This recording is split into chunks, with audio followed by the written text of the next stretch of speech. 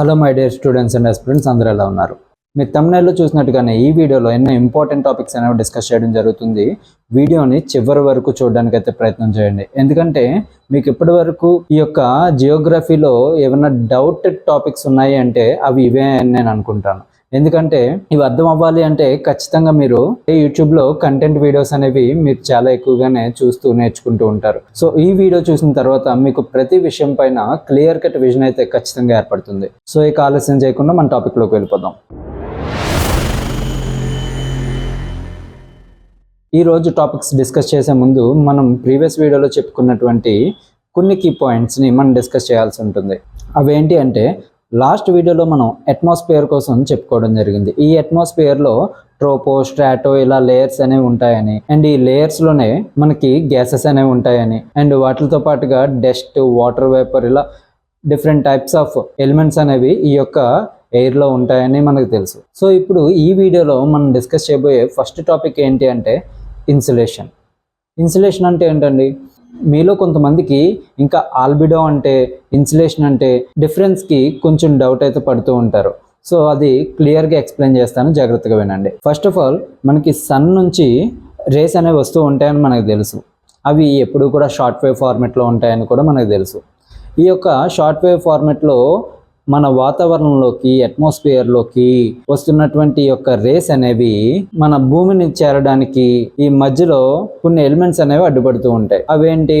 యాక్చువల్గా ఈ యొక్క అట్మాస్ఫియర్ కూడా అబ్స్ట్రాక్ట్ చేస్తూ ఉంటుంది. అండ్ దీంతో పాటుగా ఈ యొక్క అట్మాస్ఫియర్ లో ఉన్నటువంటి క్లౌడ్స్ అండ్ ఎర్త్ మీద ఉన్నటువంటి sand areas and glacier forms ఇవన్నీ కూడా ఈ యొక్క సన్ రేస్ ని అబ్స్ట్రాక్ట్ చేస్తూ ఉంటాయి. ఇలా సన్ నుంచి వస్తున్న రేస్ అనేవి శాండ్ ద్వారా కావచ్చు, లేదంటే కొంత పార్ట్ ఓషన్స్ వల్ల కావచ్చు, వాటర్ బాడీస్ వల్ల కావచ్చు, లేదంటే ఈ క్లౌడ్స్ వల్ల కావచ్చు, ఏమవుతూ ఉంటుంది? వచ్చిన రేస్ అనేవి రిఫ్లెక్ట్ అయిపోతూ ఉంటాయి. వాటి మీద పడి లైట్ అనేది రిఫ్లెక్ట్ అయిపోతూ ఉంటుంది. ఇప్పుడు మనం ఏదన్నా లైట్ అనేది వైట్ క్లాత్ మీద వేస్తే అది రిఫ్లెక్ట్ అవ్వడం మనం అబ్జర్వ్ చేస్తాం కదండి. అలానే ఈ యొక్క సన్ రేస్ అనేవి డైరెక్ట్గా ఈ యొక్క ఫార్మ్స్ మీద పడినప్పుడు ఏమవుతుందంటే అది రిఫ్లెక్ట్ అయిపోతూ ఉంటుంది. సో ఇలా ఎర్త్ మీద ఉన్నటువంటి డిఫరెంట్ టైప్స్ ఆఫ్ జియోగ్రాఫికల్ లేదా క్లైమేటికల్ బాడీస్ మీద పడినప్పుడు అది రిఫ్లెక్ట్ అయిపోతూ ఉంటుంది కదా. ఈ రిఫ్లెక్ట్ అనేది టోటల్గా అన్నింటినీ కౌంట్ చేసుకొని ఈ రిఫ్లెక్షన్ మొత్తం ఈ యొక్క clouds, water bodies, sand, glacier forms వీటిలన్నింటి మీద ఎంతవరకు అయితే రిఫ్లెక్ట్ అయిపోతూ ఉంటుందో ఈ మొత్తం పర్సెంటేజ్ని, రిఫ్లెక్ట్ అయిపోయే పర్సెంటేజ్ని మనం ఆల్బిడోగా చెప్తూ ఉంటాం. సో ఇలా రిఫ్లెక్ట్ అయిపోగా మిగిలింది ఈ యొక్క అట్మాస్ఫియర్ని దాటుకొని మన ఎర్త్ లోపలికి రావడానికి ట్రై చేస్తూ ఉంటుంది కదా. సో ఈ విధంగా వచ్చేటువంటి రిమైనింగ్ రేస్ని మనం ఏమని పిలుస్తామంటే ఇన్సులేషన్ అని పిలుస్తాం. సో ఇప్పుడు ఆల్బిడోకి ఇన్సులేషన్కి మీకైతే డిఫరెన్స్ తెలిసిందని అనుకుంటున్నాను. సో ఈ యొక్క ఆల్బిడో మన ఎర్త్కి 30 to 35% వరకు ఉంటుందని అయితే అంచనాలు తెలియజేస్తున్నాయి. సో రిమైనింగ్ ఏదైతే ఈ యొక్క రేస్ ఉన్నాయో ఇవన్నీ కూడా భూమిని చేరుకుంటూ ఉంటాయి. మరి ఈ భూమిని చేరుతున్న రేసు ఇంకా కొన్ని కీ ఫ్యాక్టర్స్ అనేవి ఎఫెక్ట్ చేస్తూ ఉంటాయి. సో ఇవి వచ్చేటువంటి రేస్ని కొంతవరకు రిఫ్లెక్షన్ ప్రాసెస్ అనేది వెనక్కి నెట్టితే ఇప్పుడు స్కాటరింగ్ ప్రాసెస్ అనేది ఇంకొంచెం చెదరగొడుతుంది అనమాట. అంటే ఏదైనా పార్టికల్ మీద లైట్ పడినప్పుడు రిఫ్లెక్ట్ అవ్వకుండా అక్కడ నుంచి చెదిరిపోతూ ఉంటుంది. అంటే ఇప్పుడు ఏదైనా ఒక పార్టికల్ మీద ఒకవేళ లైట్ పడితే అది రిఫ్లెక్ట్ అయిపోవడం ఒక ఎత్తు అయితే, అది రిఫ్లెక్ట్ అవ్వకుండా చుట్టూతా చెదిరిపోవడం, దీన్నే మనం స్కాటరింగ్ అంటాం. సో ఈ విధంగా అట్మాస్ఫియర్లో ఉన్నటువంటి డస్ట్ అండ్ గ్యాస్ పార్టికల్స్ ఏం చేస్తూ ఉంటాయంటే ఈ యొక్క సన్ రేస్ని స్కాటర్ చేయడానికి అయితే ట్రై చేస్తూ ఉంటాయి. సో ఇక్కడ రేస్ అనేవి షార్ట్ వేవ్ ఫార్మెట్లో ఉంటాయి కాబట్టి ఎక్కువగా స్కాటరింగ్ అనేది జరుగుతూ ఉంటుంది. అండ్ ఈ స్కాటరింగ్లో మీకు ఇంకొక 2 కీ పాయింట్స్ అనేవి చెప్పాలి. ఏంటంటే ఈ సన్ రేస్ అనేవి మార్నింగ్ టైము లేదా ఆఫ్టర్నూన్ టైము మనకి ఏంటంటే ఎర్త్కి 90 degrees యాంగిల్లో లంబంగా పెర్పెండిక్యులర్గా పడుతూ ఉంటాయి. ఇప్పుడు ఈవినింగ్ లేదా మార్నింగ్ టైంలో ఎర్త్కి ఈ యొక్క సన్ రేస్ అనేవి ఏమవుతూ ఉంటాయి? స్లాంట్గా, అంటే ఇంకా చెప్పాలి అంటే ప్యారల్గా పడుతూ ఉంటాయి. సో ఇప్పుడు మనం అబ్జర్వ్ చేస్తే ఈ యొక్క ఎర్త్కి స్ట్రైట్గా పడుతున్నప్పుడు ఈ యొక్క అట్మాస్ఫియర్లో ఉన్నటువంటి వాటర్ వేపర్, గ్యాస్ పార్టికల్స్ అనేవి స్కాటర్ చేస్తూ ఉంటాయని చెప్పుకున్నాం కదా. సో ఇలా స్కాటర్ చేస్తున్నప్పుడు ఈ యొక్క వైట్ లైట్ని మనం స్ప్లిట్ చేస్తే ప్రిజం ఎక్స్పెరిమెంట్ ద్వారా 7 కలర్స్గా అంటే విబ్గ్యార్ కలర్స్గా మనం రేమోన్ చూస్తూ ఉంటాం కదా, స్ప్లిట్ అయిపోతూ ఉంటుంది. సో ఆ విధంగా చూస్తే ఈ యొక్క వైట్ లైట్ని స్కాటర్ చేస్తున్నప్పుడు ఎక్కువగా బ్లూ, వైలెట్, ఇండిగో ఈ కలర్స్ని ఎక్కువగా స్కాటర్ అనేది చేస్తూ ఉంటాయి ఈ యొక్క అట్మాస్ఫియర్లోని గ్యాస్ అండ్ డస్ట్ మాలిక్యూల్స్ అనేవి. సో అందువల్లనే మనకి మార్నింగ్ టైమ్స్ నీలంగా కనబడడానికి ఇది కూడా ఒక రీజన్గా సైంటిస్టులు అయితే చెప్తూ ఉంటారు. అలానే ఈవినింగ్ టైము మనం ఈ యొక్క రేస్ అనేవి ఎక్కువగా స్లాంట్ లేదంటే కనుక ప్యారలల్గా ఎర్త్కి ప్యారలల్గా పడతాయని చెప్పుకున్నాం కదా. సో ఇక్కడ ఈ రేస్ అనేవి కొద్ది లాంగ్ డిస్టెన్స్ నుంచి రావడం వల్ల మనకి ఏమవుతుందంటే వీటి యొక్క వేవ్ ఫార్మేట్లో కొద్దిగా ఇంటెన్సిటీ అనేది తగ్గి ఇందులో ఉన్నటువంటి స్ట్రాంగ్ ఇంటెన్సిటీ వేవ్స్ అయినటువంటి బ్లూని, ఇండిగోని, వైలెట్ని అంతగా డిస్టర్బ్ చేయవు. కానీ ఈ యొక్క విజిబుల్ లైట్లోనే కొద్దిగా ఇంటెన్సిటీ తక్కువ ఉన్నటువంటి రెడ్, ఆరెంజ్ కలర్స్ని ఎక్కువగా ఎఫెక్ట్ చేస్తూ ఉంటాయి. అప్పుడు ఏమవుతుందంటే ఈవినింగ్ టైమ్స్ ఈ యొక్క రెడ్ అండ్ ఆరెంజ్ కలర్స్ని ఈ యొక్క అట్మాస్ఫియర్లో ఉన్నటువంటి వాటర్ వేపర్, డస్ట్ పార్టికల్స్ అనేవి ఎక్కువగా స్కాటరింగ్ చేయడానికి అయితే ట్రై చేస్తూ ఉంటాయి. సో అందువల్లనే మనకి ఈవినింగ్ టైమ్స్ ఆరెంజ్ లేదా రెడ్ కలర్లో కనిపిస్తూ ఉంటుంది. సో ఇక్కడ మనం గుర్తుపెట్టుకోవాల్సింది ఏంటంటే వేవ్ లెంత్ అనేది షార్ట్ వేవ్ ఫార్మెట్లోనే వస్తుంది. కానీ ఈ యొక్క వేవ్ లెంత్లో స్మాల్ డిఫరెన్స్ ఇండిగో బ్లూ కన్నా కొంచెం ఎక్కువగా రెడ్గా అయితే ఉంటుంది. సో ఇలా మార్నింగ్ టైం జరిగేటువంటి స్కాటరింగ్ మనం ఏమని పిలుస్తామంటే రైలీ స్కాటరింగ్ అని మనం పిలుస్తూ ఉంటాం. అలానే ఈవినింగ్ లేదా మార్నింగ్ టైమ్స్ జరిగేటువంటి స్కాటరింగ్ మనం మెయి స్కాటరింగ్ అని మనం పిలుస్తూ ఉంటాం, MIE. సో ఈ విధంగా మనకి స్కాటరింగ్ లో కూడా డిఫరెంట్ టైప్స్ అనేవి ఉంటాయి అన్నమాట. సో ఈ విధంగా స్కాటర్ అవుతూ ఉండగా అండ్ ఇంకా రేస్ అనేవి మన యొక్క అట్మాస్ఫియర్ లోంచి ఎర్త్ని రీచ్ అవుతూ ఉంటాయి కదండి. సో ఇలా రీచ్ అవుతున్నప్పుడు ఈ యొక్క అబ్జార్ప్షన్ అనేది జరుగుతుంది. ఈ యొక్క అట్మాస్ఫియర్ లో ఉన్నటువంటి మాలిక్యూల్స్ లోంచి అబ్జార్ప్షన్ కూడా జరుగుతూ ఉంటుంది. ఇలా అబ్జార్ప్షన్ జరిగిన తర్వాత ఈ యొక్క షార్ట్ వేవ్ ఫార్మెట్లోనే రేస్ అనేవి ట్రాన్స్మిషన్ జరిగి ఎర్త్ని రీచ్ అయిపోతాయి. సో ఈ విధంగా షార్ట్ వేవ్ ఫార్మెట్లో ఈ ఎర్త్ని రీచ్ అయినటువంటి రేస్ అనేవి ట్రాన్స్మిట్ అయ్యి లోపలికి అయిపోతూ ఉంటాయి. సో ఇలా లోపలికి వెళ్ళినటువంటి రేస్ అనేవి మనకి లాంగ్ వేవ్ ఫార్మెట్లో ఆల్రెడీ ప్రీవియస్ వీడియోలో గ్లోబల్ వార్మింగ్ లెసన్లో మనం చెప్పుకున్నాం. ఈ యొక్క షార్ట్ వేవ్ ఫార్మెట్లో భూమి లోపలికి వెళ్ళినటువంటి రేస్ అనేవి లాంగ్ వేవ్ ఫార్మెట్లో ఎర్త్ నుంచి బయటికి రిలీజ్ అవుతూ ఉంటాయి. సో ఈ విధంగా రిలీజ్ అవుతున్నటువంటి రేస్ వల్లనే ఈ యొక్క అట్మాస్ఫియర్ అనేది హీట్ని గెయిన్ చేసుకొని మనకి అట్మాస్ఫియర్ టెంపరేచర్ అనేది పెరుగుతూ ఉంటుంది. అంతేగాని డైరెక్ట్గా సన్ నుంచి వచ్చేటువంటి రేస్ వల్ల అట్మాస్ఫియర్ అనేది హీట్ కాదు. ఇది చాలా ఇంపార్టెంట్, గుర్తుపెట్టుకోండి. సన్ ఇన్సులేషన్ వల్ల ఎర్త్ హీట్ అయితే ఎర్త్ ఇన్సులేషన్ వల్ల అట్మాస్ఫియర్ హీట్ అవుతుంది అనమాట. సో మరి ఇలా హీట్ అవుతుంది కదా, ఇలా ఎందుకు హీట్ అవుతుంది, అసలు ఈ ప్రాసెస్ ఏంటి అని మీకు డౌట్ వస్తూ ఉంటుంది. సో ఇప్పుడు మన నెక్స్ట్ టాపిక్ ఏంటి అంటే ఈ యొక్క టెంపరేచర్. ఈ టెంపరేచర్లో కూడా మనం హై టెంపరేచర్ అయినటువంటి హీట్ కోసం మనం మాట్లాడుకోబోతున్నాం. ఎందుకంటే ఈ యొక్క ఇన్సులేషన్ ప్రాసెస్ ద్వారా మన యొక్క అట్మాస్ఫియర్ అనేది హీట్ అవుతుంది, హై టెంపరేచర్స్కి వెళ్తుంది. కాబట్టి మనం ఇప్పుడు ఉష్ణోగ్రత కోసం తెలుసుకుంటున్నాం. ఈ యొక్క షార్ట్ వేవ్ ఫార్మెట్లో ఇన్సులేషన్ అనేది ఎర్త్ని రీచ్ అయిపోయింది, మరి ట్రాన్స్మిట్ అయ్యి లోపలికి వెళ్ళిపోయింది. ఇప్పుడు ఎర్త్ నుంచి మనకి లాంగ్ వేవ్ ఫార్మెట్లో రేస్ అనేవి బయటకు వస్తూ ఉంటాయి. దానివల్ల మన అట్మాస్ఫియర్ అనేది హీట్ అవుతుంది. సో ఇది మీకు క్లియర్గా తెలిసింది. ఇప్పుడు అట్మాస్ఫియర్ అనేది ఎన్ని రకాలుగా హీట్ అవుతుంది, అసలు దీంట్లో ఉన్నటువంటి టైప్స్ ఏంటి అని మనం తెలుసుకుంటే ఇందులో 4 టైప్స్ ఆఫ్ ప్రాసెసెస్ ఉన్నాయి. ఈ ప్రాసెస్ల వల్లే మన యొక్క అట్మాస్ఫియర్ అనేది డిఫరెంట్ టైప్స్గా హీట్ అవుతూ ఉంటుంది. అందులో మొదటిది రేడియేషన్. ఈ రేడియేషన్ ఫార్మెట్లో ఏదైనా ఒక ఆబ్జెక్ట్ నుంచి ఇంకొక ఆబ్జెక్ట్కి హీట్ అనేది ట్రాన్స్ఫర్ అవ్వాలి అంటే ఎలాంటి మీడియం కూడా అక్కర్లేదు. ఇప్పుడు ఫర్ ఎగ్జాంపుల్ ఎర్త్ నుంచి ఈ యొక్క అట్మాస్ఫియర్కి హీట్ అనేది ట్రాన్స్ఫర్ అవ్వాలి. ఈ యొక్క అట్మాస్ఫియర్ అనేది మనం ఆల్రెడీ ట్రోపోస్ఫియర్లో లాస్ట్ వీడియోలో మనం మాట్లాడుకున్నాము. ఈ యొక్క ట్రోపోస్ఫియర్లోనే 75% వరకు ఉన్న అట్మాస్ఫియర్ మాస్ అంతా కూడా ఈ యొక్క ఎర్త్ గ్రావిటేషనల్ ఫోర్స్ వల్ల ఎర్త్కి అటాచ్ అయ్యే ఉంటుంది. సో ఇలా మీడియం లేకుండా, ఇక్కడ మీడియం అంటే ఏంటండి, అట్మాస్ఫియర్లో మరి మీరు మీడియం అంటేనే ఈ అట్మాస్ఫియర్ అని చెప్పుకున్నారు కదా. అంటే ఇక్కడ మనం గుర్తుపెట్టుకోవాల్సింది ఏంటి అంటే మనం ఏదైనా మాట్లాడుతున్నప్పుడు ఈ సౌండ్ వేవ్స్ని ట్రాన్స్మిట్ చేయడానికి ఈ మీడియం అనేది ఉపయోగపడుతుందని చెప్పుకున్నాం. ఇక్కడ హీట్ని ట్రాన్స్ఫర్ చేసుకోవడానికి, అట్మాస్ఫియర్లో హీట్ని ట్రాన్స్ఫర్ చేసుకోవడానికి ఈ యొక్క అట్మాస్ఫియర్లో ఉన్నటువంటి గ్యాస్ మాలిక్యూల్స్, డస్ట్ మాలిక్యూల్స్ ఇవన్నీ కలిపి మనం అట్మాస్ఫియర్ అంటాం. ఈ యొక్క మొత్తం అట్మాస్ఫియర్ అనేది ఒక మీడియం. ఇక్కడ ఈ ఎర్త్ అనేది ఒక మీడియం. ఈ 2 మీడియాలు అటాచ్ అయ్యే ఉంటాయి. సో ఇలా అటాచ్ అయినప్పుడు ఎనీ అదర్ మీడియం అనేది లేకుండా హీట్ అనేది లాంగ్ వేవ్ ఫార్మెట్లో ఎర్త్ నుంచి మన అట్మాస్ఫియర్ అనేది గెయిన్ చేసుకుంటుంటుంది. సో ఈ ప్రాసెస్ని మనం రేడియేషన్ అని పిలుస్తాం. ఎర్త్ రేడియేషన్ అవ్వడం వల్ల అట్మాస్ఫియర్ అనేది టెంపరేచర్ పెరుగుతూ ఉంటుంది. సో ఇది మీరు క్లియర్గా గుర్తుపెట్టుకోండి. సో ఇప్పుడు మీకు బాగా అర్థమైంది సన్ నుంచి వచ్చేటువంటి రేస్ వల్ల ఎర్త్ అనేది హీట్ అయితే దీని యొక్క రేడియేషన్ వల్ల అట్మాస్ఫియర్ అనేది ఎందుకు హీట్ అవుతుంది అని. ఇప్పుడు ఇందులో కూడా ఇంకొక 3 టైప్స్ అయితే ఉన్నాయి. దానిలో సెకండ్ వన్ ఏంటి అంటే కన్వెక్టివ్ ప్రాసెస్. మనం ఆల్రెడీ లాస్ట్ వీడియోలో మనం చెప్పుకున్నాం. పైకి వెళ్ళే కొలది మనకి ఎందుకు టెంపరేచర్ అనేది తగ్గుతూ ఉంటుంది. అక్కడ నార్మల్ టెంపరేచర్ ల్యాప్స్ రేట్ అని మనం మాట్లాడుకున్నాం. అలానే ఇప్పుడు గుర్తుపెట్టుకోవాల్సిన విషయం ఏంటంటే అక్కడ కన్వెక్టివ్ ప్రాసెస్ అనేది జరుగుతుంది.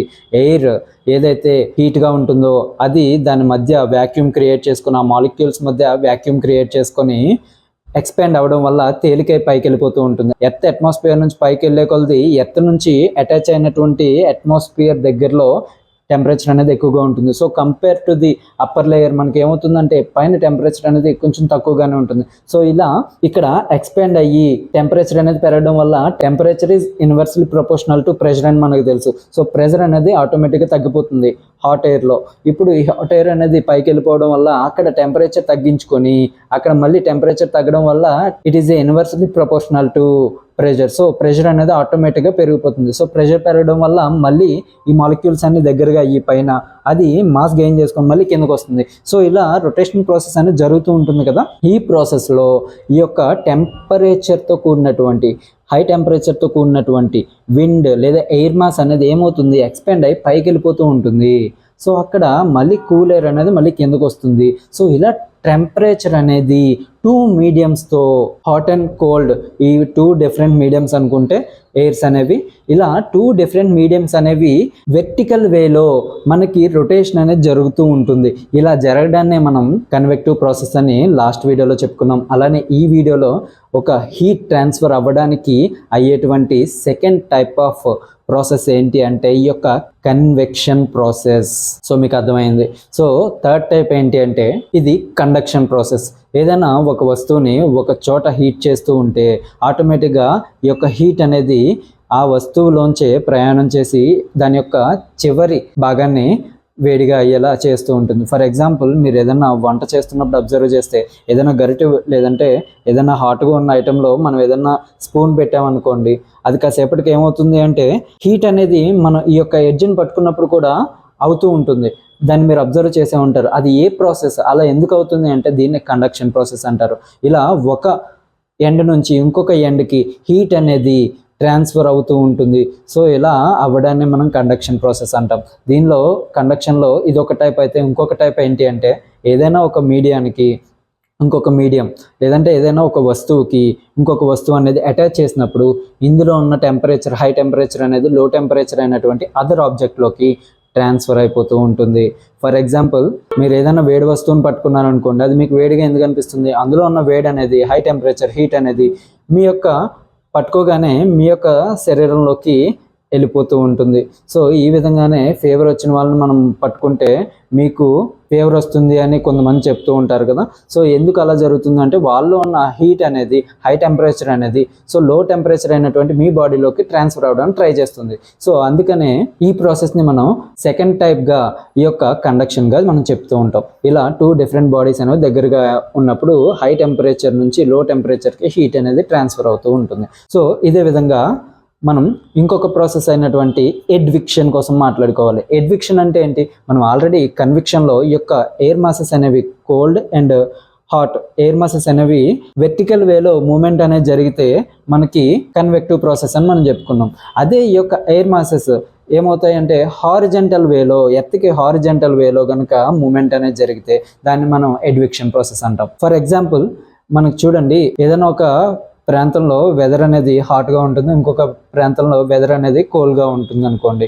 ఇప్పుడు ఈ యొక్క హై టెంపరేచర్ ఏరియా నుంచి లో టెంపరేచర్ ఏరియాకి మనకి ఏమవుతాయండి విండ్స్ అనేవి ట్రాన్స్ఫర్ అవుతూ ఉంటాయి. అలా ఎందుకు ట్రాన్స్ఫర్ అవుతాయంటే మనం ఆల్రెడీ క్లియర్గా అబ్జర్వ్ చేయాలి. మన పాస్ట్ వీడియోస్ కూడా మీరు అబ్జర్వ్ చేస్తున్నప్పుడు ఇందులో ఎంత సైన్స్ ఉందో ప్రతి ఒక్కటి పిన్ టు పిన్ మరి అబ్జర్వ్ చేసుకుంటూ రావాలి.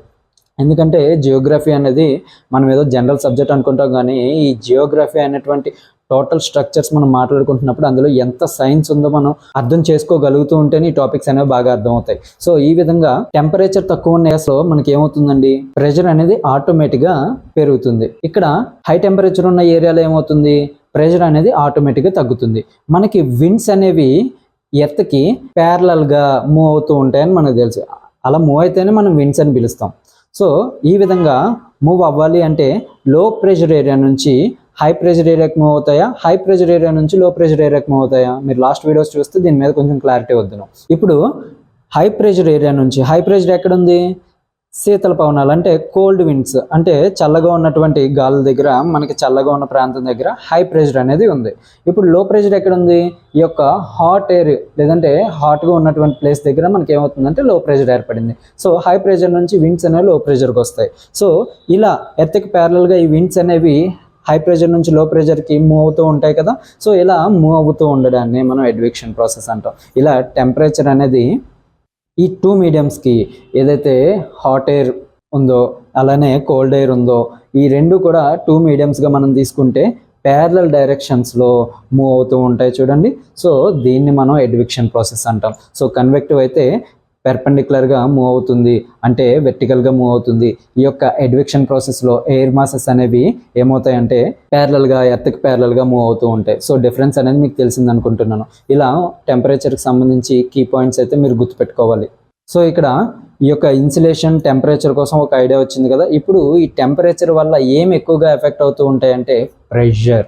ఈ ప్రెషర్లోనే మనకి చాలా అంటే చాలా ఇంపార్టెంట్ టాపిక్స్ ఉన్నాయి. అండ్ దీంతో పాటుగా ఈ ప్రెషర్ని నేర్చుకుంటేనే మనకి అదర్ టాపిక్స్ అయినటువంటి అసలు ఈ విండ్స్ ఎలా ట్రాన్స్ఫర్ అవుతూ ఉంటాయి, విండ్స్ ఏంటి, అండ్ దాంతోపాటుగా ఈ విండ్స్ ఈ యొక్క రెయిన్ఫాల్ని ఎలా ఎఫెక్ట్ చేస్తాయి, ఈ యొక్క రెయిన్ఫాల్ వల్ల హ్యూమన్ ఎన్విరాన్మెంట్ అనేది ఏ విధంగా మోడిఫికేషన్స్ లేదా చేంజెస్ అనేది జరుగుతూ ఉంటుందని మీకు అర్థమవుతూ ఉంటుంది. సో ఈ యొక్క ప్రెషర్ టాపిక్ కూడా చాలా చాలా ఇంపార్టెంట్. సో క్లియర్గా వినడానికి అయితే ట్రై చేయండి. ఈ ప్రెషర్ కోసం మీకు చాలా క్లియర్గా అర్థం కావాలి అంటే ఇక్కడ చిన్న కీ పాయింట్స్ రెండు చెప్తాను. ఫస్ట్, మనకి ప్రెషర్ అంటే తెలుగులో మీనింగ్ ఏంటండి, ఏదైనా బరువు వల్ల ఏర్పడేటువంటి ఒత్తిడి. సో ఇక్కడ మనం కన్వెక్టివ్ ప్రాసెస్ని ఎగ్జాంపుల్గా తీసుకుందాం. ఒక కన్వెక్టివ్ ప్రాసెస్ అనేది ఈ యొక్క హాట్ ఎయిర్ని పైకి పంపించడం ద్వారా ఈ యొక్క పైన ఉన్నటువంటి కోల్డ్ ఎయిర్ ఏమవుతుంది, దాని యొక్క వెయిట్ గెయిన్ చేసుకోవడం వల్ల మాస్ అనేది పెరుగుతుంది. మాస్ పెరుగుతూ ఏమవుతుంది, కిందకి ప్రెస్ అయిపోతుంది. ఇలా కిందకి ప్రెస్ అవుతుంటే ప్రెషర్ అనేది ఏర్పడుతూ ఉంటుంది. సో ఈ టైప్ ఆఫ్ ప్రాసెస్ని మనం ఎగ్జాంపుల్గా తీసుకుంటే ఎర్త్ మీద మనకి ఈ యొక్క ప్రాసెస్ ద్వారా different types of pressure belts అయితే ఏర్పడి ఉన్నాయి. సో అవి ఏంటి అంటే equatorial low pressure belt and sub tropical high pressure belt, sub polar low pressure belt, polar high pressure belt. So ఈ 4 ప్రెషర్ బెల్ట్స్ ఏర్పడడానికి రీజన్స్ ఏంటి అని తెలుసుకుంటే, ఈ యొక్క equatorial low pressure belt and మనకి ఈ యొక్క ఎర్త్ మీద equatorial low pressure belt and polar high pressure belt, ఈ రెండు కూడా మనకి ఎర్త్ యొక్క ఇన్సులేషన్ లేదంటే టెంపరేచర్ డిఫరెన్సెస్ వల్లనే ఏర్పడతాయని సైంటిస్టులు అయితే చెప్తున్నారు.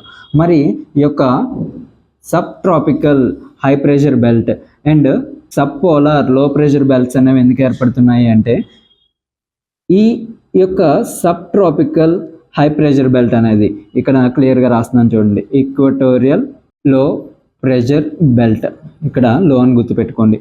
ఇక్కడ sub tropical high pressure belt, ఇక్కడ హై అని గుర్తుపెట్టుకోండి. ఇక్కడ sub polar low pressure belt, so ఇక్కడ లో అని గుర్తుపెట్టుకోండి.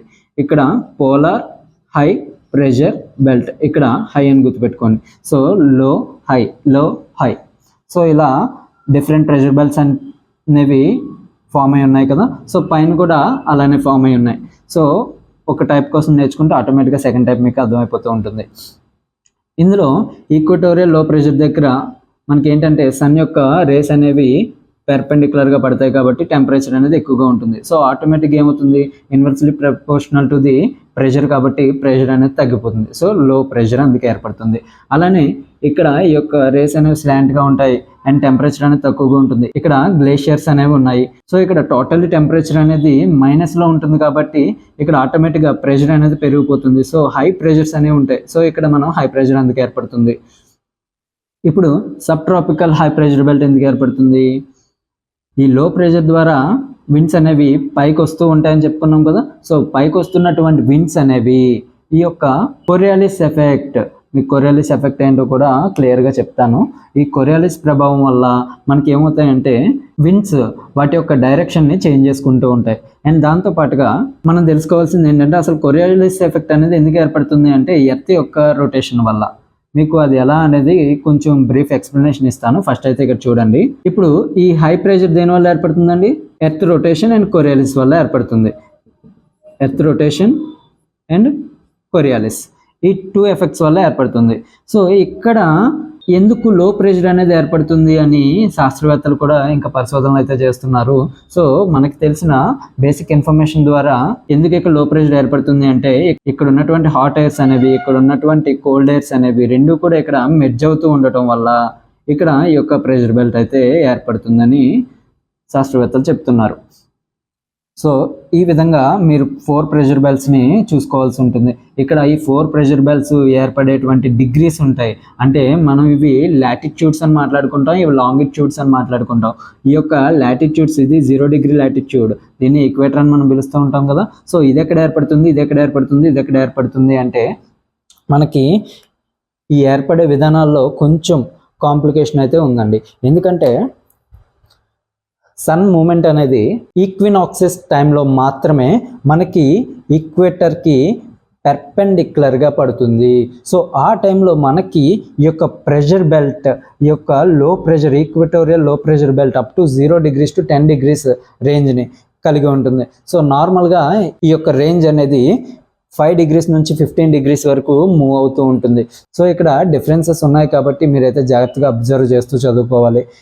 అండ్ సోల్స్టిసెస్ టైంలో మనకి ఏమవుతుంది, ఈ యొక్క సన్ రేస్ అనేవి ఒక టైంలో క్యాప్రికాన్ మీద ఉంటాయి, ఇంకొక టైంలో క్యాన్సర్ మీద ఉంటాయి. సో ఇలా ట్రాపిక్ ఆఫ్ కాప్రికాన్ లేదా ట్రాపిక్ ఆఫ్ క్యాన్సర్ మీద ఉన్నప్పుడు ఈ యొక్క ఈక్వటోరియల్ లో ప్రెషర్ బెల్ట్ మీద కూడా ఎఫెక్ట్ అనేది పడుతుంది. ఇలా ఎఫెక్ట్ అనేది లో ప్రెషర్ మీద పడినప్పుడు దీని యొక్క డిగ్రీస్ అనేవి చేంజ్ అవుతూ ఉంటాయి. ఇలా చేంజ్ అవుతూ ఉంటాయి కాబట్టి మీరు ఇంకా జాగ్రత్తగా చదువుకోవాల్సి ఉంటుంది ప్రతి బెల్ట్ యొక్క డిగ్రీస్ కోసం కూడా. సో ఇంకా ప్రెషర్ కోసం తెలుసుకోవాల్సిన కీ పాయింట్స్ ఏంటి అంటే ఇక్కడ 2 ఇంకా కీ పాయింట్స్ అయితే ఉన్నాయి. అందులో sub tropical high pressure belt యొక్క లాటిట్యూడ్స్ ఉన్నాయి కదండి.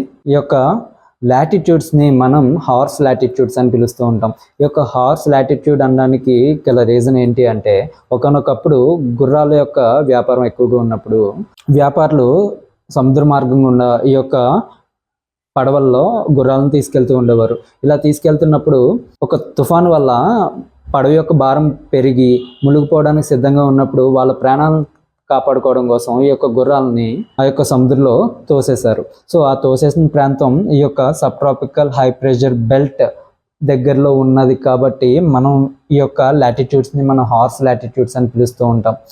సో వాటిని మనం అశ్వాక్షాలు అంటారు. అశ్వం అంటే గుర్రం కదండి. సో అశ్వాక్షాలు అని మనం పిలుస్తూ ఉంటాం. సో ఇక్కడ ఈ యొక్క sub polar low pressure belt కోసం కీ పాయింట్ ఏంటి అంటే ఇక్కడ మనకిది నార్థన్ హెమిస్ఫియర్, ఇదేమో సదరన్ హెమిస్ఫియర్. మనకి నార్థన్ హెమిస్ఫియర్లో ఎక్కువగా ల్యాండ్ ఏరియా అనేది ఉంటుంది. ఈ యొక్క సదరన్ హెమిస్ఫియర్లో మనకి ఎక్కువగా వాటర్ ఏరియా అనేది ఉంటుంది. ఈ వాటర్ ఏరియా ఎలాంటి అబ్స్ట్రాక్షన్స్ లేకుండా ఉండడం వల్ల ఈ యొక్క ప్రెషర్ బెల్ట్ అనేది క్లియర్గానే ఉంటుంది ఇటు సైడ్. కానీ ఇటు సైడ్ మనకి ఎక్కువ ల్యాండ్ ఏరియా ఉండటం వల్ల ఈ యొక్క sub polar low pressure belt అనేది ఇక్కడ అక్కడక్కడ కేంద్రాలుగా అయితే ఉంటుందని శాస్త్రవేత్తలు చెప్తున్నారు. ఫర్ ఎగ్జాంపుల్ ఎల్యూషియన్ ఐలాండ్స్ దగ్గర లేదంటే ఐస్లాండ్స్ దగ్గర ఈ విధంగా కేంద్రాలుగా అక్యుములేట్ అయ్యి ఉంటుంది అని అయితే మనం తెలుసుకోవచ్చు.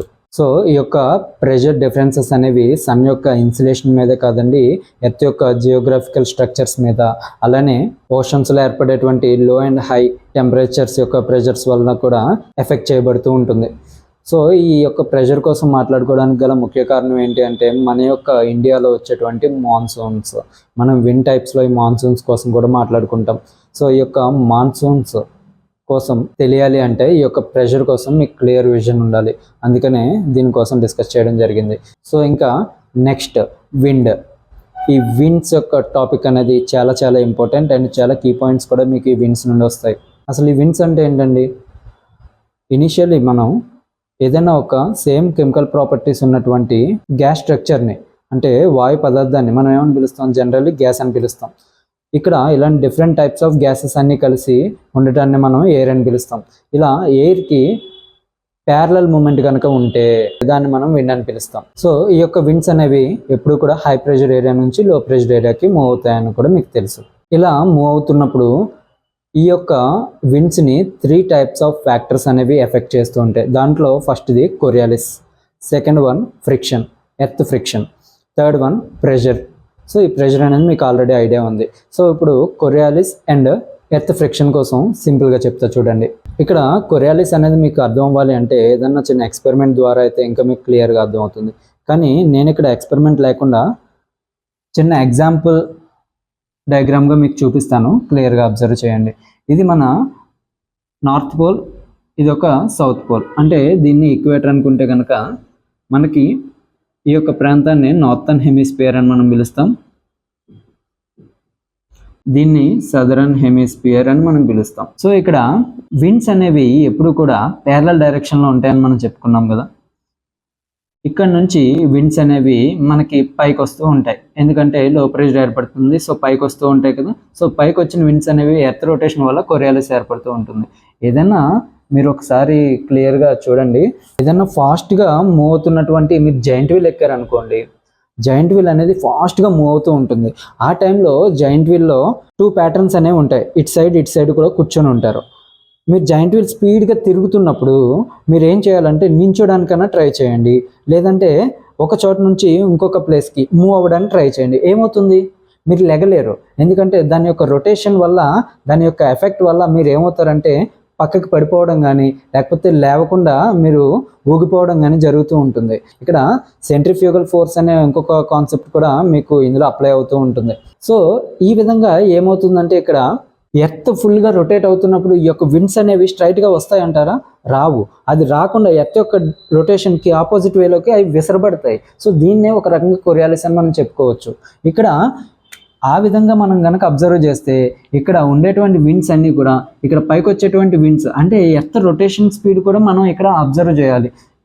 పోల్స్ దగ్గర ఎర్త్ యొక్క రొటేషన్ స్పీడ్ అనేది నిల్ ఉంటుంది, అంతగా మనకు అనిపించదు. కానీ ఎర్త్ యొక్క టోటల్ స్పీడ్ ఈ యొక్క ఈక్వేటర్ దగ్గరే మనకు ఉంటుంది కాబట్టి ఎర్త్ యొక్క స్పీడ్ పెరిగితే ఆటోమేటిక్గా కొరియాలిస్ ఎఫెక్ట్ అనేది ఆటోమేటిక్గా పెరుగుతుంది. ఒకవేళ ఎర్త్ యొక్క స్పీడ్ అనేది తక్కువగా ఉన్న ప్రాంతంలో కొరియాలిస్ అనేది తక్కువగా ఉంటుంది. సో ఇక్కడ ఈ స్పీడ్ వల్ల మనకి ఏమవుతుంది అంటే కొరియాలిస్ ఎఫెక్ట్ అనేది ఎక్కువగా ఉండడం వల్ల పూర్తిగా విండ్స్ అనేవి పైకి వచ్చే విండ్స్ అనేవి వంగిపోతూ ఉంటాయి, ఇలా వంగిపోయి ప్రయాణం చేస్తూ ఉంటాయి. ఒకవేళ ఈ డైరెక్షన్లో సదరన్ హెమిస్ఫియర్లో అయితే కనుక విండ్స్ అనేవి మూవ్ అవుతూ ఉన్నాయనుకోండి, ఈ విండ్స్ ఏమవుతాయంటే ఆటోమేటిక్గా దీని యొక్క రొటేషన్ వల్ల మనకి దీని యొక్క లెఫ్ట్ సైడ్కి, సదరన్ హెమిస్ఫియర్లో దీని యొక్క లెఫ్ట్ సైడ్కి మూవ్ అయిపోతూ ఉంటాయి. అదే మనం నార్థన్ హెమిస్ఫియర్లో చూసుకున్నాం అనుకోండి, విండ్స్ అనేవి స్ట్రైట్గా రావాలి, కానీ స్ట్రైట్గా రాకుండా ఇటు సైడ్ మూవ్ అవుతున్నప్పుడు నార్థన్ హెమిస్ఫియర్లో రైట్కి మూవ్ అయిపోతూ ఉంటాయి. సో మీకు క్లియర్గా అర్థమైంది అనుకుంటున్నాను.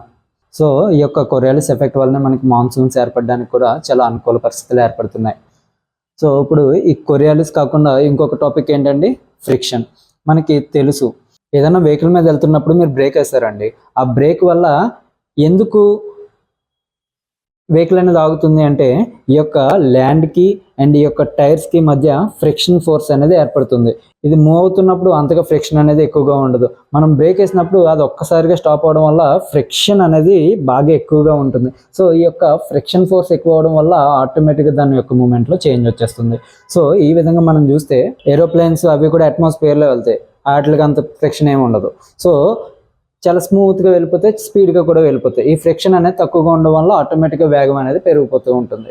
సో అందుకని అవి అంత స్పీడ్గా వెళ్ళగలుగుతూ ఉంటాయి. వన్ ఆఫ్ ది రీజన్గా చెప్పాలి అంటే ఇప్పుడు ఈ యొక్క విండ్స్ కూడా భూమిని ఆనుకొని వెళ్తున్నాయి అనుకోండి, ఈ యొక్క ఎర్త్ అట్మాస్ఫియర్ని ఆనుకుంటూ వెళ్తున్నాయి అనుకోండి, ఫ్రిక్షన్ ఆటోమేటిక్గా ఏమవుతుందండి, సో దాని మీద వెళ్తుంది కాబట్టి కొంచెం తగ్గుతూ ఉంటుంది. ఒకవేళ ఇవే విండ్స్ అనేవి ఎర్త్ మీద కాకుండా మనం కొరియాలిస్ ఎఫెక్ట్ వాళ్ళు చెప్పుకున్నాం కదా, ఈ యొక్క హాట్ విండ్స్ పైకి వెళ్ళిపోతాయని చెప్పుకున్నాం కదా, ఇప్పుడు పైన వెళ్తున్న విండ్స్ అనేవి ఏమవుతాయి, ఆటోమేటిక్గా దాని యొక్క విండ్ స్పీడ్ అనేది పెరిగిపోతుంది. ఎందుకంటే అక్కడ ఫ్రిక్షన్ అనేది తక్కువ అసలు ఉండదు. సో దానివల్ల దాని యొక్క విండ్ స్పీడ్ అనేది పెరిగిపోతుంది. సో ఎర్త్ మీద ఉన్నటువంటి విండ్స్ అనేవి ఫ్రిక్షనల్ ఫోర్స్ వల్ల వాటి యొక్క వేగాన్ని తగ్గించుకుంటే పైన ఎర్త్కి పైన ఉన్నటువంటి లేయర్స్లో మూవ్ అవుతున్నటువంటి విండ్స్ అనేవి ఫ్రిక్షన్ అంతగా ఉండదు కాబట్టి దాని యొక్క వేగం అనేది ఎక్కువగా ఉంటుంది. సో ఫ్రిక్షన్ కూడా మీకు క్లియర్గా అర్థమైందని అనుకుంటున్నాను. సో ఇక ఈ విండ్స్లో టైప్స్ ఏంటి అంటే మనకి 4 టైప్స్ ఆఫ్ విండ్స్ ఉంటాయండి. అందులో ఫస్ట్ది ప్లానటరీ విండ్స్ అంటాము, అండ్ సీజనల్ విండ్స్ అంటాము, అండ్ దాంతోపాటుగా లోకల్ విండ్స్ అంటాము, ఇర్రెగ్యులర్ విండ్స్ అంటాము. వీటిలో కూడా డిఫరెంట్ టైప్స్ ఉన్నాయి, అవి క్లియర్గా చెప్తాను, జాగ్రత్తగా వినండి. ప్లానటరీ విండ్స్లో మనం తరచుగా వింటున్నటువంటి ట్రేడ్ విండ్స్ కావచ్చు, వెస్టర్లీస్ కావచ్చు, లేదా పోలార్ విండ్స్ కూడా కావచ్చు. ఈ డిఫరెంట్ ఫార్మ్స్ అనేవి మనం ప్లానటరీ విండ్స్గా చెప్పుకుంటాము. అలానే సీజనల్ విండ్స్లో మనం ఎక్కువగా చెప్పుకునేది మాన్సూన్స్ కోసం. సో ఈ మాన్సూన్స్ కోసం నేను మీకు ఇంకా క్లియర్గా చెప్తాను. సో నెక్స్ట్ టైప్ ఏంటండి, లోకల్ విండ్స్. ఈ యొక్క థర్డ్ టైప్ లోకల్ విండ్స్లో అగైన్ 4 టైప్స్ ఆఫ్ విండ్స్ ఉంటాయి. అందులో ఫస్ట్ వన్ ఏంటి అంటే ల్యాండ్ అండ్ సీ బ్రీజ్. అందులో సెకండ్ టైప్ ఏంటి అంటే mountain and valley breezes. And third type ఏంటి అంటే warm and dry winds. And fourth one cold winds. ఈ యొక్క వార్మ్ అండ్ డ్రై విండ్స్ని మనం డిఫరెంట్ ఏరియాస్లో డిఫరెంట్ నేమ్స్తో పిలుస్తూ ఉంటాం. ఫర్ ఎగ్జాంపుల్ ఐరోపా ప్రాంతంలో వీచేటువంటి ఈ యొక్క వార్మ్ అండ్ డ్రై విండ్స్ని మనం ఫోహన్ అని పిలుస్తాం. అదే అమెరికా, కెనడా వంటి ప్రాంతాల్లో అయితే చినూక్ అని పిలుస్తారు. అదే ఇరాన్లో అయితే సమూన్ అని. అదే సహారా ఎడారి నుంచి వయా మెడిటేరియన్ సీ మనకి ఐరోపా, ఆఫ్రికా ప్రాంతాల మీదకి వీచేటువంటి గాలిని మనం సిరాకో అని. అదే అరేబియా ఎడారిలో అయితే సైమూన్ అని. సౌత్ అమెరికా లాంటి ప్రాంతాల్లో అయితే పంపీరో అని. ఇలా డిఫరెంట్ టైప్స్ ఆఫ్ ఏరియాస్లో డిఫరెంట్ టైప్స్ ఆఫ్ నేమ్స్తో వాటిని కాల్ఫర్ చేస్తూ ఉంటారు. అండ్ ఈ యొక్క కోల్డ్ విండ్స్లో కూడా 3 టైప్స్ ఏంటి అంటే బోరా, మిస్ట్రాల్, బ్లిజార్డ్. సో ఈ యొక్క లోకల్ విండ్స్ని మీరు క్లియర్గా క్లాసిఫికేషన్ చేసుకుంటూ చదవవలసి ఉంటుంది. ఇక 4th టైప్ ఇర్రెగ్యులర్ విండ్స్ అనుకున్నాం కదండి, వాటిలో ఈ యొక్క సైక్లోన్స్, టోర్నడోస్, యాంటీ సైక్లోన్స్ ఇలాంటివన్నీ కూడా ఆ యొక్క ఇర్రెగ్యులర్ విండ్స్.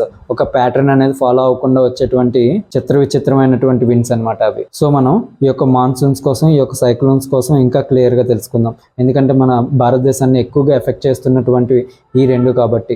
ఈ యొక్క మాన్సూన్స్ కోసం మీకు తెలియాలి అంటే ముందుగా మీరు ఈ యొక్క ల్యాండ్ అండ్ సీ బ్రీజెస్ కోసం ఇంకొంచెం క్లియర్గా తెలుసుకోవాలి. ఇందులో సముద్రం మీద నుంచి నేల మీదకి వీచేటువంటి బ్రీజెస్ని మనం సీ బ్రీజెస్ అంటాం. అలానే ల్యాండ్ మీద నుంచి సముద్రం మీదకి వీచేటువంటి గాలుని మనం ఏమంటాం అంటే ల్యాండ్ బ్రీజెస్ అంటాం. ఇవి మనకి టెంపరేచర్ డిఫరెన్సెస్ వల్ల అండ్ వాటర్ అండ్ ల్యాండ్ ఈ యొక్క టెంపరేచర్కి రెస్పాండ్ అయ్యే ప్రాసెస్ వల్ల మనకి ఇవి ఎక్కువగా ఏర్పడుతూ ఉంటాయి.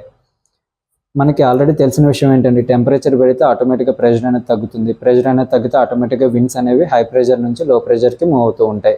సో ఇక్కడ సమ్మర్ టైంలో ఏమవుతుంది, ల్యాండ్ అనేది ఫాస్ట్గా హీట్ అవుతుంది, వాటర్ అనేది స్లోగా హీట్ అవుతుంది. సో ఈ టాపిక్ మీకు అర్థం కావాలి అంటే మీరు సైన్స్లో, ఫిజిక్స్లో స్పెసిఫిక్ హీట్ అని ఉంటుంది. సో దాని గురించి మీకు ఇంకా క్లారిటీ రావాలి. సో ఇక్కడ వాటర్ అనేది ఎర్త్ కన్నా చాలా స్లోగా హీట్ అవుతూ ఉంటుంది కాబట్టి ఈ యొక్క ఎర్త్ మీద ఏమవుతుందంటే విండ్ అనేది ఫాస్ట్గా హీట్ అయ్యి ఇక్కడ లో ప్రెషర్ అనేది ఏర్పడుతుంది. అండ్ దీంతో పాటుగా ఈ యొక్క సీ మీద హై ప్రెషర్ ఉంటుంది, ఎందుకంటే అక్కడ కొంచెం చల్లగా ఉన్నటువంటి గాలులు ఉంటాయి కాబట్టి. ఈ యొక్క హై ప్రెషర్ నుండి విండ్స్ అనేవి ఆటోమేటిక్గా ఏమవుతాయండి, ల్యాండ్ మీదకి వీస్తూ ఉంటాయి. ఇలా ల్యాండ్ మీదకి వీస్తూ ఉన్నటువంటి గాలులు మార్నింగ్ 10 to ఈవినింగ్ 7 వరకు వీస్తూ ఉంటాయి. సో అందుకనే సమ్మర్లో బీచెస్కి ఎక్కువ వెళ్ళడానికి కూడా ఇష్టపడుతూ ఉంటారు. సో ఆ టైంలో గాలులు అనేవి చల్లగా సముద్రం మీద నుంచి వీస్తూ ఉంటాయి కాబట్టి. అలానే దీనికి వైస్ వెర్సా చూసుకుంటే వింటర్ లేదా నైట్ టైమ్స్ ఎర్త్ అనేది ఫాస్ట్గా కూల్ అవుతుంది. సో ఇక్కడ హై ప్రెషర్ ఉంటుంది. ఈ యొక్క సీ మీద ఏమవుతుందండి, ఇది కూడా మార్నింగ్ నుంచి బాగా హీట్ అయింది కదా, సో ఆటోమేటిక్గా స్లోగా చల్లారుతూ ఉంటుంది. సో ఇక్కడ విండ్స్ అనేవి కంపేర్ టు ది ల్యాండ్ ఏమవుతాయండి, కొంచెం వేడిగానే ఉంటాయి. అంటే ఇక్కడ లో ప్రెషర్ అనేది ఏర్పడుతుంది. ఇక్కడ ఎర్త్ మీద చల్లటి వాతావరణం వల్ల ఏర్పడినటువంటి హై ప్రెషర్లో ఉన్నటువంటి విండ్స్ అనేవి ఈ యొక్క సముద్రం మీద ఉన్నటువంటి లో ప్రెషర్లో ఉన్నటువంటి విండ్స్ యొక్క ప్లేస్ని ఆక్యుపై చేయడానికి ట్రై చేయడానికి వస్తూ ఉంటాయి.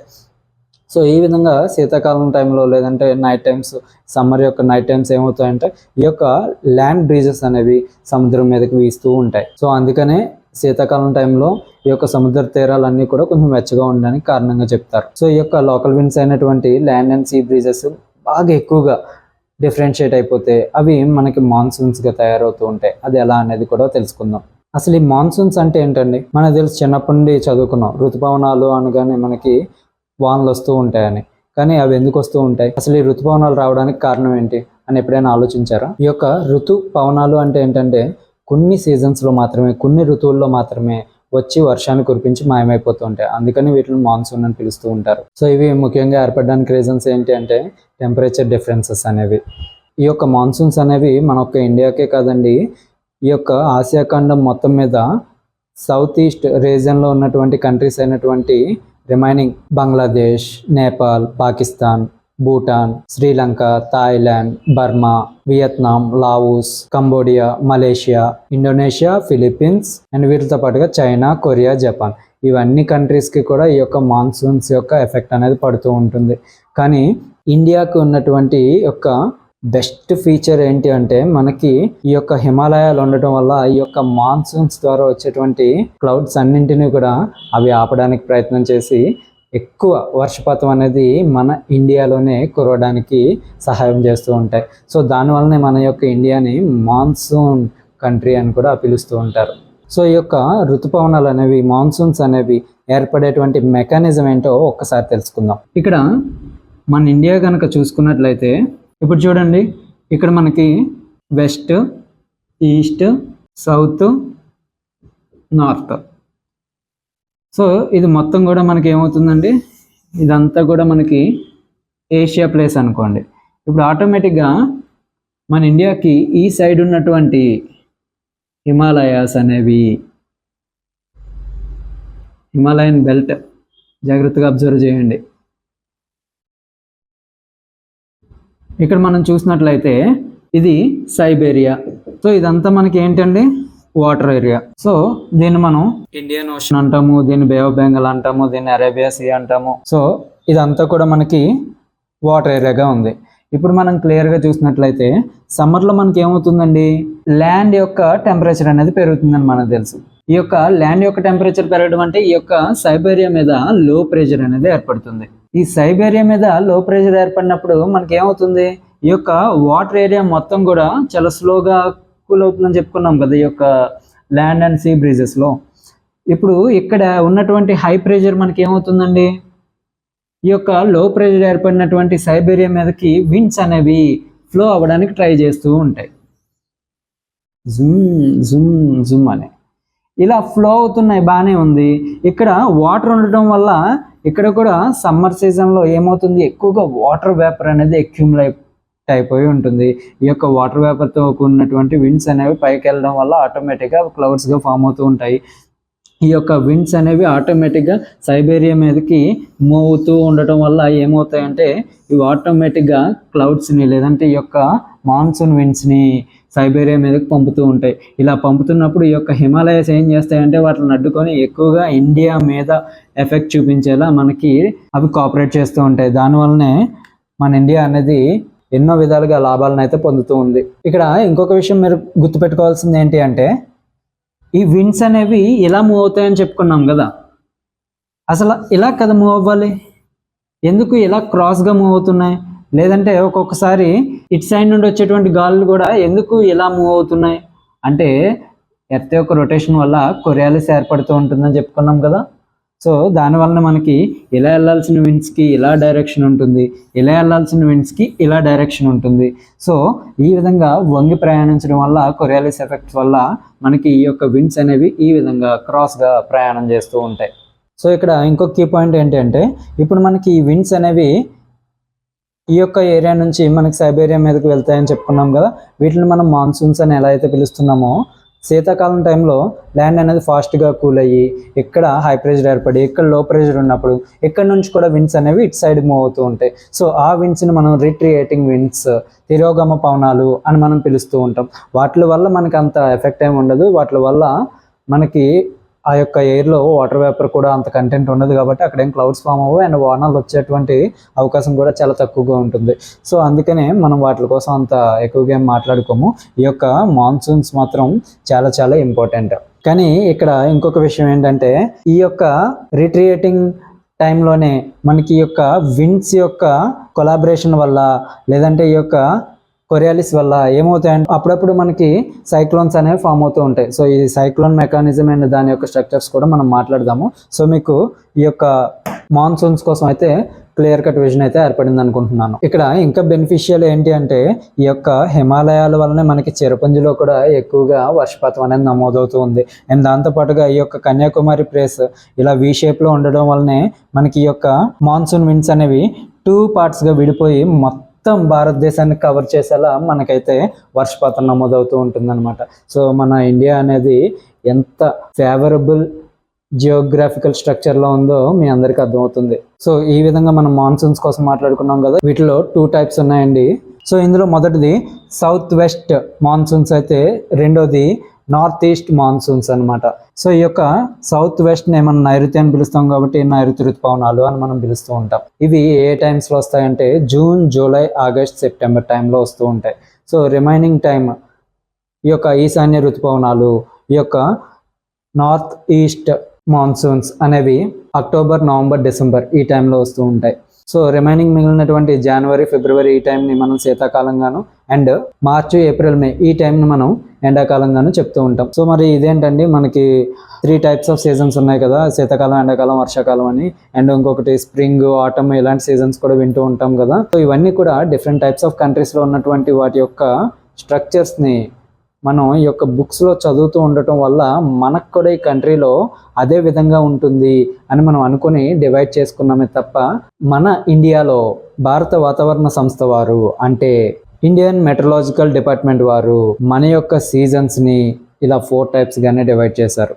ఫస్ట్ది శీతాకాలం అంటే winter season, next summer season and monsoon సీజన్స్లో 2 టైప్స్గా అంటే south west monsoons and north east మాన్సూన్స్గా అయితే డివైడ్ చేయడం జరిగింది. సో ఈ యొక్క మాన్సూన్స్ ఏర్పడడానికి ఈ ఫ్యాక్టర్సే కాదండి, వీటితో పాటుగా ట్రేడ్ విండ్స్, ఒక రకంగా చెప్పాలంటే ఈ మాన్సూన్ విండ్స్ని మనం ట్రేడ్ విండ్స్లో కూడా మనం చెప్తూ ఉంటాం. ఈ ట్రేడ్ విండ్స్ వల్లనే మనకి ఈ యొక్క మాన్సూన్ విండ్స్గా మారుతూ ఉంటాయి. అండ్ దాంతోపాటుగా మనకి ఈ యొక్క పైన ఉన్నటువంటి కొద్ది పైన ఉన్నటువంటి జెట్ స్ట్రీమ్స్ అనేవి ఈ యొక్క మాన్సూన్స్ రావడానికి కూడా చాలా ఉపయోగకరంగా ఉన్నాయన్నమాట. సో ఈ యొక్క విండ్స్ అన్నింటినీ కూడా సో మీరు క్లియర్గా అబ్జర్వ్ చేస్తూ అయితే చదువుకోవాలి. సో ఇక మాన్సూన్స్ అయిపోయే టైం కల్లా మనం ఈ యొక్క తుఫానుల బారిన పడుతూ ఉంటాం, సైక్లోన్స్. సో మరి ఈ యొక్క రెండిట్లకి కూడా కీ ఫ్యాక్టర్ ఏంటండి, విండ్స్. ఈ యొక్క విండ్స్ స్పీడ్ని అండ్ అది కలిగించేటువంటి నష్టాన్ని లేదా తీవ్రతని మెజర్ చేసేటువంటి ఒక స్కేల్ ఉందండి, దాన్నే మనం B-Fort స్కేల్ అని మనం పిలుస్తూ ఉంటాం. ఈ యొక్క విండ్ స్పీడ్ని ఎనిమోమీటర్తో కొలుస్తూ ఉంటామని చెప్పుకున్నాం కదా. ఈ యొక్క ఎనిమోమీటర్ లేకపోయినా సరే అతి సులువుగా ప్రతి ఒక్కరు మెజర్ చేసుకునేలా ఈ యొక్క B-Fort స్కేల్ అయితే తయారు చేయబడింది. దీన్ని 1806లో అడ్మిరల్ సర్ ఫ్రాన్సిస్ B-Fort అనేటువంటి సైంటిస్ట్ అయితే తయారు చేయడం జరిగింది. దీనికి 1955లో నేషనల్ వెదర్ సర్వీస్ వాళ్ళు ఆమోద ముద్ర కూడా వేశారనమాట. సో ఈ యొక్క B-Fort స్కేల్లో మనకి టోటల్గా 12 నెంబర్స్ అయితే ఉంటాయి. దానిలో 0 నుంచి 12 వరకు ఉంటాయి కదండి. ఈ యొక్క 0 వద్ద గాలి తీవ్రత ఏమాత్రం ఉండదు, దాని వేగం కూడా ఉండదండి. గాలి అనేది అతి నిశ్చలంగా ఉంటుంది. అదే B-Fort స్కేల్లో మనం 12th రీడింగ్ అని చూసుకున్నట్లయితే గంటకి 75 to 200+ km/h స్పీడ్తో ఈ యొక్క విండ్స్ అనేవి మూవ్ అవుతూ ఉంటాయి అన్నమాట. సో వాటి వల్లనే మనకి చాలా బీభత్సం అనేది జరుగుతూ ఉంటుంది. తెలుసు కదా మనకి హుదూద్ తుఫాన్ ఎంత దారుణాన్ని అయితే చెవి చూపించిందో. సో అసలు ఈ యొక్క తుఫాన్లు ఎందుకు వస్తూ ఉంటాయి, దీని యొక్క మెకానిజం ఏంటి, ఇది కూడా ఇప్పుడు తెలుసుకుందాం. సో ఇలా గాలులు అనేవి విచ్చలవిడిగా ఎలా పడితే అలా ఒక ప్యాటర్న్ అనుసరించకుండా తిరుగుతూ లో ప్రెషర్ ఏరియా దగ్గర కానీ హై ప్రెషర్ ఏరియా దగ్గర కానీ దాని చుట్టూతా గాలులు అనేవి తిరుగుతూ ఉండడాన్ని మనం సైక్లోన్గా చెప్తూ ఉంటాం. అందులో వీచేటువంటి గాలులు అనేవి అప్రాక్సిమేట్లీ 69 km/h వేగం దాటితే దాన్ని మనం స్టార్మ్గా అంటే తుఫాన్గా మనం చెప్తూ ఉంటాం. ఒకవేళ 75 km/h అనేది దాటింది అంటే వాటిని మనం హరికన్స్ అని మనం పిలుస్తూ ఉంటాం. సో ఈ విధంగా మనకు తుఫాన్లు వచ్చినప్పుడు గాలి యొక్క తీవ్రత ఇంతవరకు ఉంది, సో బయటికి వెళ్ళొద్దు అండ్ ఇలాంటి ప్రికాషన్స్ తీసుకోండి అని మనకి వాతావరణ హెచ్చరికల కేంద్రం వారు వెంటనే మనకు తెలియజేస్తూ ఉంటారు. సో ఇప్పుడు ఈ సైక్లోన్ అంటే ఏంటో తెలుసుకుందాం. ఈ యొక్క అట్మాస్ఫియర్లో ఉన్నటువంటి ట్రోపోస్ఫియర్లో విండ్స్ అనేవి హై ప్రెషర్ నుంచి లో ప్రెషర్కి మూవ్ అవుతాయని మనకు తెలుసు. సో ఇలా మూవ్ అవుతున్నప్పుడు ఈ యొక్క లో ప్రెషర్ ఏరియా అనేది బాగా ఎక్కువగా ఉన్నప్పుడు దాన్ని ఆక్యుపై చేయడానికి ఈ యొక్క విండ్స్ అన్నీ కూడా దాని చుట్టూ రొటేట్ అవుతూ ఉంటాయి. ఏదైనా ఒక బకెట్లో కర్ర పెట్టి తిప్పండి, సో మధ్యలో ఒక లైన్ లా ఏర్పడుతుంది. దాన్ని మనం సైక్లోన్ ఐ అని మనం పిలుస్తూ ఉంటే ఈ చుట్టూ తిరుగుతున్న వాటర్ ఉంది కదండి, ఇవన్నీ కూడా విండ్స్ అన్నమాట. ఈ విండ్స్ దాన్ని ఆక్యుపై చేయడానికి దాని చుట్టూ చాలా స్పీడ్గా వేగంగా తిరుగుతూ ఉంటాయి. సో ఈ విధంగా తుఫాన్ అనేది ఏర్పడుతూ ఉంటుంది. అవే వీటిని తెలుగులో అయితే వాయుగుండాలని కూడా అంటారు. సో ఈ యొక్క రొటేషన్ అనేది హై ప్రెషర్ ఏరియా దగ్గర, లో ప్రెషర్ ఏరియా దగ్గర కొరియాలిస్ ఎఫెక్ట్ వల్ల క్లాక్ వైజ్ అండ్ సమ్ ఏరియాస్లో యాంటీ క్లాక్ వైజ్ డైరెక్షన్స్ని కూడా ఇవి ఒబే చేసుకుంటూ ఉంటాయి. అండ్ ఇవి 2 టైప్స్గా ఉంటాయి. మొదటిది tropical cyclones and second one temperate are extra tropical cyclones. So మన ఇండియాని ఎక్కువగా ఎఫెక్ట్ చేసేవి ట్రాపికల్ సైక్లోన్సే.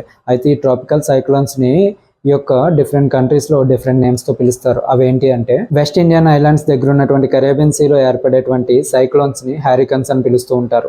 నార్త్ పసిఫిక్ దగ్గరగా ఉన్నటువంటి చైనా, జపాన్, ఫిలిప్పీన్స్ వంటి ప్రాంతాల్లో అయితే టైఫూన్స్ అని పిలుస్తూ ఉంటారు. అదే వెస్ట్ ఆఫ్రికా ప్లేసెస్లో అయితే టోర్నడోస్ అని, ఆస్ట్రేలియా లాంటి ప్రాంతాల్లో అయితే విల్లీస్ అని, అదే యునైటెడ్ స్టేట్స్లో అయితే సుడిగుండాలు అని, హిందూ మహాసముద్రానికి సంబంధించిన సీస్లో కనుక ఏర్పడితే వీటిని మనం తుఫాన్లు లేదా సైక్లోన్స్ అని మనం పిలుస్తూ ఉంటాం.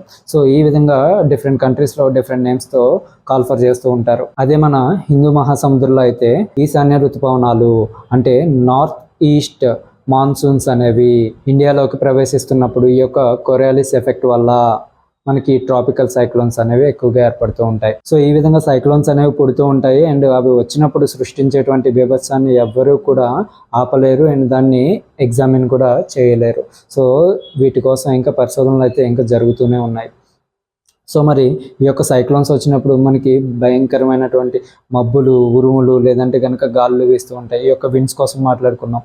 మరి మిగిలిన టాపిక్స్ ఏంటి అంటే క్లౌడ్స్ కోసం తెలుసుకోవాలి అండ్ రెయిన్స్ కోసం తెలుసుకోవాలి. సో క్లౌడ్స్ కోసం తెలియాలంటే మీకు దానికన్నా ముందు ఈ చిన్న కాన్సెప్ట్ అనేది తెలియాలి. అదేంటంటే హ్యూమిడిటీ, ఆర్ద్రత.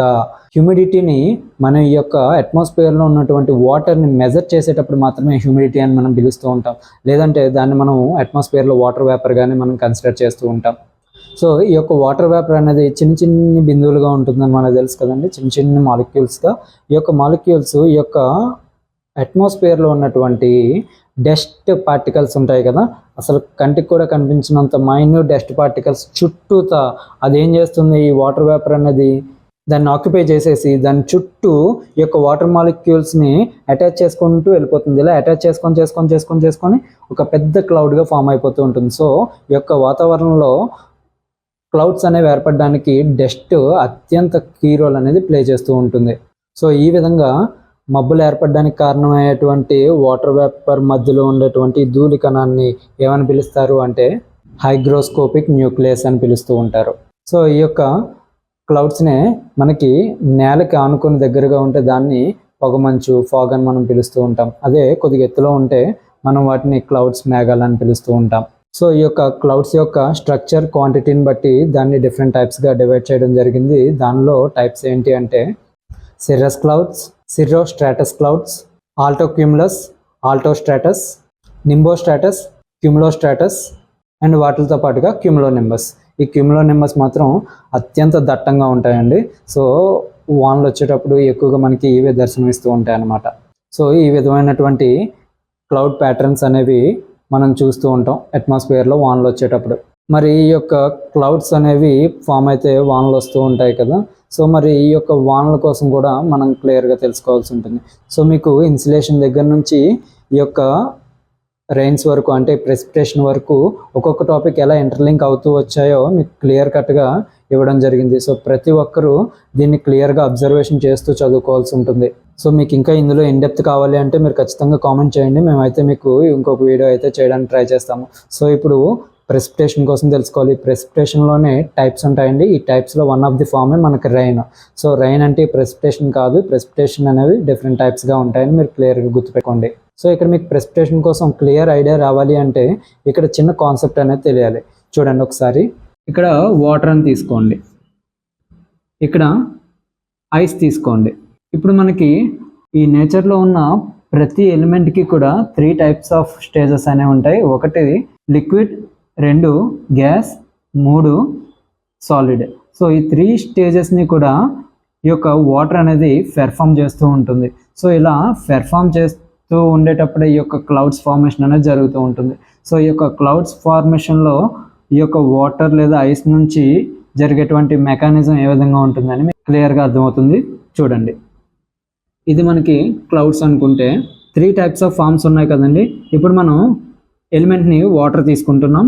ఈ యొక్క వాటర్ అనేది లిక్విడ్ స్టేజ్ నుంచి గ్యాస్ స్టేజ్కి, గ్యాస్ స్టేజ్ నుంచి సాలిడ్ స్టేజ్కి, అండ్ సాలిడ్ టు లిక్విడ్ ఇలా డిఫరెంట్ టైప్స్లోకి మారుతూ ఉంటుంది కదా. సో వీటి యొక్క ప్రాసెస్ లేదా మెకానిజం ఏ విధంగా ఉంటుందని తెలుసుకుంటే, గ్యాస్ నుంచి వాటర్గా మారడాన్ని ద్రవీకరణం చెందడం లేదంటే కండెన్సేషన్ అని మనం పిలుస్తూ ఉంటాం.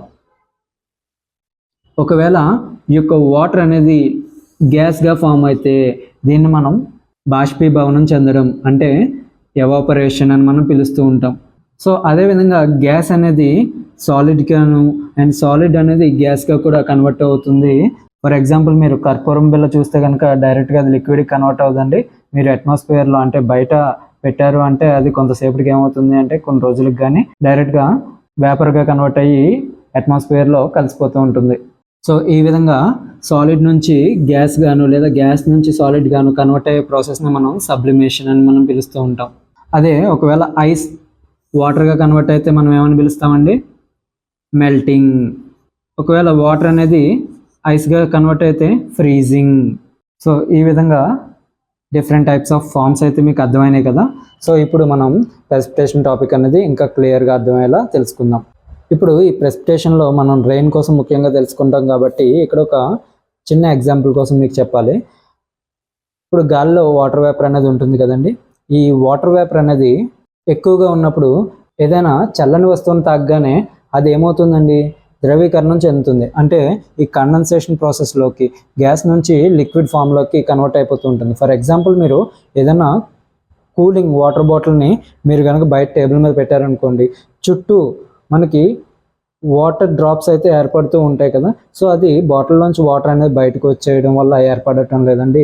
అది అత్యంత చల్లగా ఉండడం వల్ల యొక్క అట్మాస్ఫియర్తో కంపేర్ చేస్తే అది లో టెంపరేచర్ ఉండటం వల్ల చుట్టూ ఉన్నటువంటి వాటర్ వేపర్ అనేది అక్కడ ద్రవీకరణం చెందుతుంది, కండెన్సేషన్ ప్రాసెస్ జరుగుతుంది. సో దానివల్ల ఈ యొక్క అట్మాస్ఫియర్లో ఉన్నటువంటి వాటర్ వేపర్ అనేది దాన్ని అటాచ్ అవ్వడం వల్ల దానికి మాయిశ్చర్ కలిగి ఏమవుతుందండి?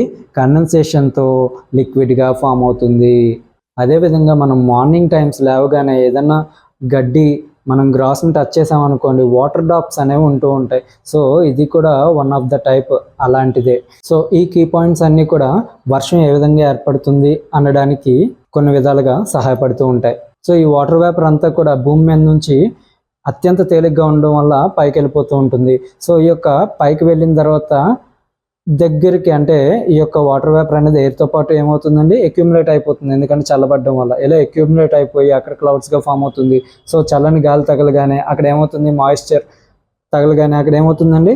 అది ద్రవీకరణం చెంది అంటే వాటర్ ఫామ్లోకి కన్వర్ట్ అయ్యి గ్యాస్ స్టేజ్ నుంచి వాటర్ ఫామ్లోకి కన్వర్ట్ అయ్యి మనకి ఏమవుతుంది? కండెన్సేషన్ ప్రాసెస్ వల్ల రెయిన్స్ అనేవి పడుతూ ఉన్నాయి. సో మరి ఈ రెయిన్స్ అయినా అంటే ఈ రెయిన్స్ అనే కాదండి, ఈ యొక్క ప్రెసిపిటేషన్ ఇంకా కొన్ని టైప్స్గా కూడా ఫామ్ అవుతూ వస్తున్నాయి. ఈ ఫామ్ అవుతున్న ప్రతి టైప్కి కూడా ఇలాంటి ఏదో ఒక స్టేజ్ అనేది ఇంక్లూడ్ అయి ఉందని అర్థం చేసుకోవాలి. సో ఈ యొక్క ప్రెసిపిటేషన్లో ఉన్న టైప్స్ ఏంటంటే రెయిన్స్, డ్రిజిల్స్ అంటే తుంపర్లు అంటారు చూడండి అవి, అండ్ వీటితో పాటుగా snow, cleats, hails, rains. So ఇలా డిఫరెంట్ టైప్స్ ఆఫ్ ఫార్మ్స్ అయితే మనకి ఈ యొక్క ప్రెసిపిటేషన్లో ఉన్నాయి. ఈ యొక్క తుంపర్లు అనేవి కొంచెం పెద్ద మోతాదులో పడితే కనుక దాన్ని మనం కొలవడానికి, మెజర్ చేయడానికి వీలుగా ఉంటే కనుక దాన్ని మనం రెయిన్ఫాల్ అని పిలుస్తూ ఉంటాం. సో ఇలా రెయిన్స్ అనేవి 3 టైప్స్గా ఉంటాయండి. మొదటిది convectional rainfall, second one orographic rainfall, third one cyclonic rainfall. ఈ యొక్క సైక్లోన్స్ వచ్చేటప్పుడు రెయిన్ఫాల్స్ వస్తూ ఉంటాయి కదండి, రెయిన్ అనేది పడుతూ ఉంటుంది కదా, వీటిని మనం సైక్లోనిక్ రెయిన్ఫాల్స్ అని మనం పిలుస్తూ ఉంటాం. సో ఈ యొక్క వాటర్ వేపర్ అనేది కన్వెక్షనల్ ప్రాసెస్ ద్వారా అంటే ఈ యొక్క వాటర్ వేపర్ అనేది పైకి వెళ్ళి క్లౌడ్స్గా ఏర్పడి మళ్ళీ కండక్షన్ ద్వారా కిందకి వస్తూ ఉంటాయి. సో ఇలా కన్వెక్షనల్ ప్రాసెస్ అంటే మనకి ఆల్రెడీ చెప్పుకున్నాం కదండి, ఈ యొక్క వెర్టికల్ ప్రాసెస్లో జరిగితే ఈ యొక్క రెయిన్ఫాల్ ప్రాసెస్ అనేది ఆటోమేటిక్గా మనం దాన్ని ఏమని పిలుస్తామండి? కన్వెక్షనల్ రెయిన్ఫాల్ అని మనం పిలుస్తూ ఉంటాం. అదే ఓరోగ్రాఫిక్ రెయిన్ఫాల్ ఏంటి అంటే ఏదైనా కొండ ప్రాంతాల్లో ఈ యొక్క విండ్ అనేది ఆటోమేటిక్గా దీని నుంచి ఇలా పైకి వెళ్తూ ఉంటుందండి అండ్ ఇలా కిందకు వస్తూ ఉంటుంది. ఇలా పైకి వెళ్తున్నప్పుడు ఈ యొక్క హాట్ విండ్స్ అనేవి మనకి అక్కడ క్లౌడ్స్గా ఫామ్ అయ్యి ఏమవుతుందండి? ఎక్కువ వానలు పడే అవకాశం ఏదైతే గాలి ప్రయాణించే దారి ఉంటుందో ఆ దారి దగ్గరనే మేఘాలు ఏర్పడి అక్కడ వర్షం కురవడానికి ఛాన్స్ ఉంటుంది.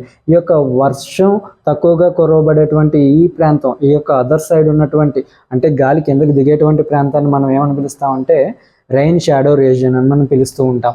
సో ఈ విధంగా కొండ ప్రాంతాల్లో ఏర్పడేటువంటి రెయిన్ఫాల్స్ని మనం ఓరోగ్రాఫిక్ రెయిన్ఫాల్స్ అని పిలుస్తూ ఉంటాం. And remaining cyclonic rainfall already మీకు ఐడియా ఉంది. సో ఈ విధంగా ఈ టాపిక్స్ అన్ని క్లియర్ కట్గా మీరైతే నోట్ మేకింగ్ చేసుకొని ప్రిపేర్ అవ్వండి. వీటి కోసం మీరు ఎంత జాగ్రత్తగా కీ పాయింట్స్ అనేవి రెడీ చేసుకొని హైరారికల్ ఆర్డర్ అనేది మెయింటైన్ చేసుకుంటారో దాన్ని బట్టే మీ యొక్క ప్రిపరేషన్ అనేది అంత ఎన్హాన్స్గా ఉంటుంది, అంత బాగుంటుంది.